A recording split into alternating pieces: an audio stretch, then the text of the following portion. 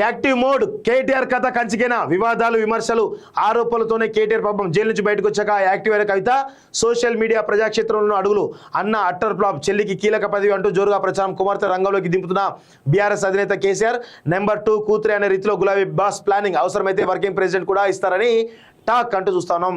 So BRS working ప్రెసిడెంట్గా మరి కవితను మరి ఎంపిక చేసే అవకాశాలు కనబడుతున్నట్టు వార్తలు చూస్తూ ఉన్నాం.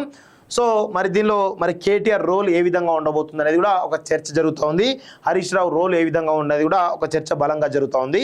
సో కేటీఆర్ హరీష్ రావు కన్నా క్యాడర్ను బలోపేతం చేయడంలో కావచ్చు, కొన్ని నిర్మాణం ఆర్గనైజ్ నిర్మాణం విషయంలో కావచ్చు, లేకపోతే ప్రజా నిర్ణయాలకు వ్యతిరేకంగా తీసుకున్నటువంటి నిర్ణయాలపైన పోరాడే తత్వం ఉన్నటువంటి వ్యక్తుల్లో కవిత కూడా ఒకరు అనేది చాలా స్పష్టంగా నేను చెప్పగలను. ఎందుకంటే ఆమెతో కలిసి పనిచేసిన కాబట్టి, జాగృతితో పనిచేసిన కాబట్టి, ఆమె ఒక ఇష్యూని తీసుకుంటే దాన్ని బలంగా 100కు 200% పక్కా ప్లాన్ తోటి దాన్ని ఇంప్లిమెంట్ చేస్తూ ఆమె ఆ యొక్క కార్యక్రమాన్ని పూర్తి చేస్తుంది. దానిలో వెనకడుగు వేయదు. సో అలాంటి సామర్థ్యం ఉన్నటువంటి వ్యక్తిగా కవితకు ఒక పేరుంది. అదేవిధంగా కేటీఆర్కి ఆ సామర్థ్యం లేదు.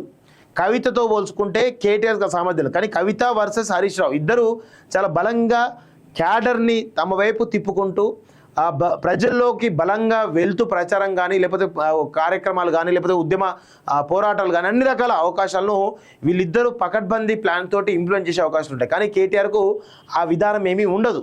మరి బీఆర్ఎస్ వర్కింగ్ ప్రెసిడెంట్గా కవితకు ఛాన్స్ ఇస్తే ఆమె ఇంకా దూకుడుగా పోయేటువంటి అవకాశం ఉంటుంది. ఆమె ఇప్పుడిప్పుడే యాక్టివ్ అవుతా ఉన్న విషయం మనం చూస్తూ ఉన్నాం. రీసెంట్గా కొన్ని ఇంట్లో కొంతమందితో భేటీ అన్నట్టు తెలుస్తోంది. అదేవిధంగా రీసెంట్గా జైత్యాలకు వెళ్ళి అక్కడ కూడా కొన్ని కార్యక్రమాల్లో పాల్గొన్నట్టు తెలుస్తోంది. సో ఆమె మెల్లమెల్లగా యాక్టివ్ అవుతూ దూకుడుగా మరికొద్ది రోజుల్లో దూకుడుగా ప్రజలోకి వెళ్ళేటువంటి అవకాశం అయితే చాలా స్పష్టంగా కనబడతా ఉంది.